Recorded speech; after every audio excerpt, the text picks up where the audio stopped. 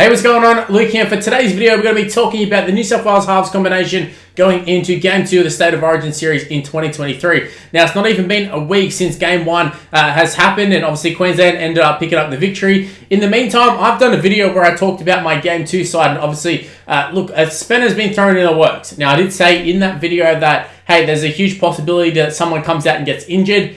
I wasn't really thinking about Nathan Cleary. It was more so your Tom Trebojeviches and your Latrell Mitchells and such. Nathan Cleary, I just assumed he was going to be there. He was going to be the number 7. In the video, I ended up saying that Nico Hines should come into the number 6, Nathan Cleary be the number 7. And obviously, Nathan Cleary's out for the whole series. So, look, that does create a lot of controversy. It creates a lot of intrigue. There's a lot of questions to be asked, really, is probably what I'm getting at. And I don't know that there is like a good option or a bad option. There's no clear-cut option on who should be the New South Wales halves combo going into Game 2. And I'm titling this who should be the New South Wales halves for Game 2. But I genuinely, even though I'm sitting here recording, I don't know. I'm not sold on any particular halves combination. Obviously, like the first one that's been tossed up a lot is go for the old Rabbitohs combination of Cody Walker, Adam Reynolds. But I sat here and I feel like it's very, I don't know, like disingenuous, or I'm not sure what the word is, but like I sat here and I said we need to get away from like club combos, just picking the team purely based on club combinations. And then Nathan Cleary gets injured, and then the first thing everyone does is, all right, we go with Latrell at fullback, we go with Jamie Cook at hooker, and then we go with the old combo of Cody Walker and Adam Reynolds. And then we chuck in Colin Matangi, Campbell Graham possibly. It's just like, we've just gone from a Penrith system that doesn't work. Why are we now trying to go for a Rabbitoh system that hasn't even won a grand final? I don't understand that. I really don't. Look, I kind of understand the merit of, like, yes, pick the guys who will play with each other rather than chuck a bunch of random guys in and then, hope for the best. But I saw someone mention in the comments that Origin is such a different style of footy that you're not going to get these slick combos. You're not going to get these slick plays that come off. How many tries in State of Origin can you honestly sit there and say are some well-worked tries rather than, just something happening, a player misses a tackle and they take advantage of it. There's not that often that you see some slick play that you go, okay, that was nice. They've been working on that for a while. It just doesn't happen in State of Origin, yet everybody wants to pick the team based around on that. Like, I don't understand that. Now, I understand Adam Reynolds and Cody Walker, two fantastic players, and Adam Reynolds is playing some of the best footy of his career at the Broncos. Broncos absolutely flying.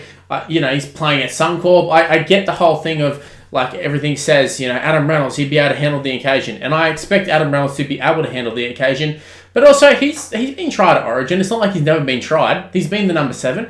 Cody Walker's played before. He's been tried at Origin, and both of them didn't get the job done at the time. And they were a lot younger then.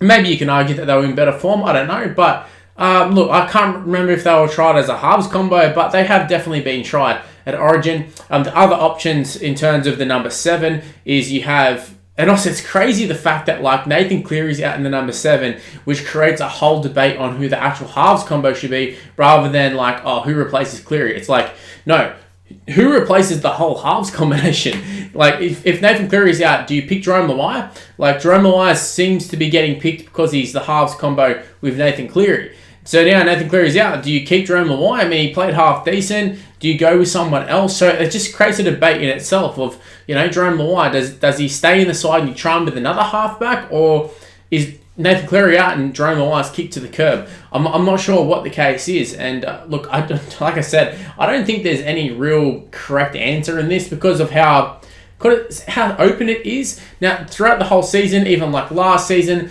the majority of the talk is that Nico Hines needs to be in the side. And then all of a sudden, the number 7 goes down and he plays number 7. All of the debate is that Nico Hines needs to come into the side, whether it's at number 6, number 7 on the bench, just find a spot for him.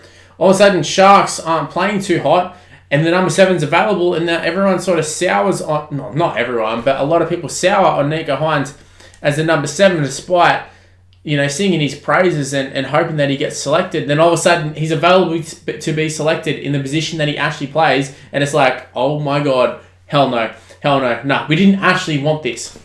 It's kind of like, I don't know if people actually want a Nico Hines or they like the story of Nico Hines. I think he's a very good player. I think he's fantastic.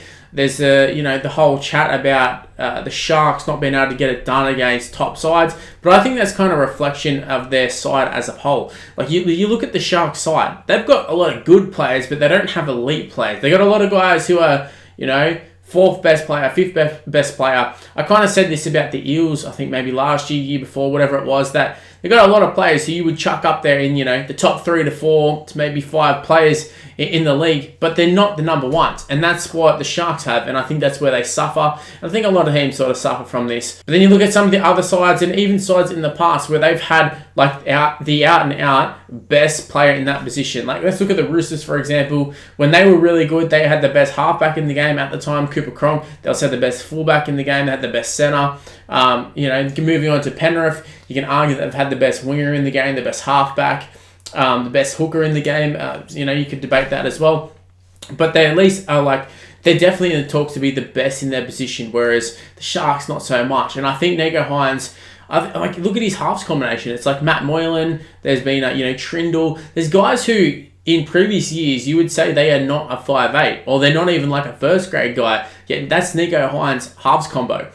Meanwhile, you've got Cody Walker plays with Ilias, who's sort of been hyped up. They let go of Adam Reynolds, which ironically is the guy that they want to chuck together at State of Origin level. For Adam Reynolds, he's got one of the best young players in Ezra Mam. So they've got lots of guys with potential. They're kind of the older heads with the young gun with a lot of potential. Whereas Nico Hines, he has Matt Moylan, who's 29, 30, sort of chucked into the number 6. He's all right, but, just in terms of actually winning a comp, I think that's the thing that gets talked about for Nico Hines, is that they're not going good at the Sharks, and they definitely aren't going as good as what everyone expected. But I don't necessarily think that's on Nico Hines, and it's just like part and parcel of being the halfback that it's going to get talked about him. He's going to be the first person mentioned. We've seen it. Literally look at State of Origin when New South Wales lost. My first thought was, Nathan Cleary, Jerome Luai, it's not working. Let's change things. Even more of the debate about, James Tedesco.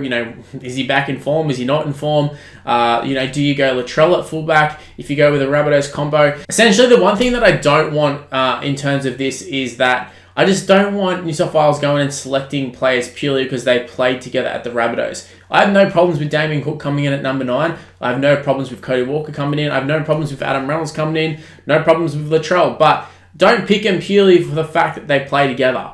Pick them because they're actually the best in their position. Pick them because they're the best player fit for the side. Don't pick them because they've played together for a couple of years, and even that a couple of years ago. So for me, just don't go with that.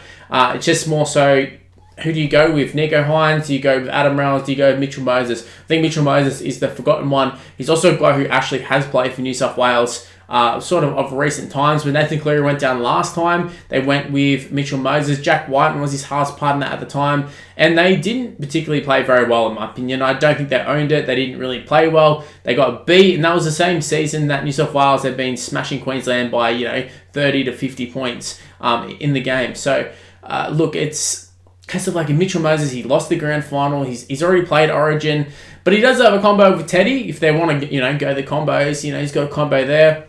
But then it's who's your halves partner? Matt Burns, another one in the 5'8" position. Jerome Luai. Do you stick with Jerome Luai and chuck in Nico?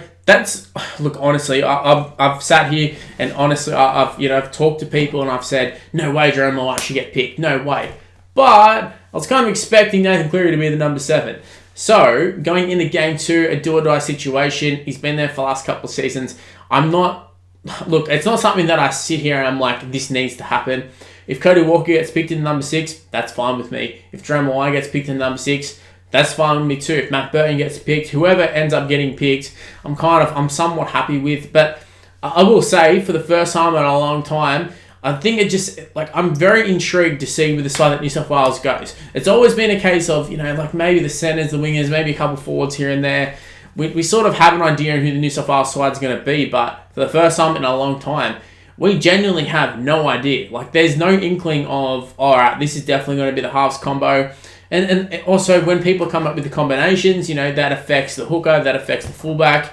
And look, it's interesting times to be a New South Wales supporter, interesting times to be an NRL fan in general, just to see how things go. But Title of this video was who's going to be the halves combo. I'm going to go with Nico and Jerome Luai. Do I necessarily think that's the best combination? No, I don't. I mean, like, honestly, like, look, hand on heart, Bulldogs fan, I'd like to see Matt Burton get picked because I think he offers something that the others don't. Like, he's quick, he's fast.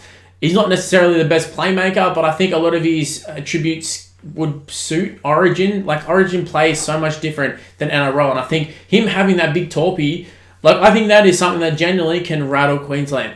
Just something like that. So, just like, you just got to look for little things like that. And Brad Fittler has shown that he's looking for some sort of X factor with, he's picked Tavita Pengai Jr. despite the form not being there. So he doesn't mind making like a roughy sort of selection, but I think Burton on the bench makes sense. But yeah, like Nico Hines, I think you got to go him. You got to go him. At least you can sit there and say, hey, we tried Nico Hines.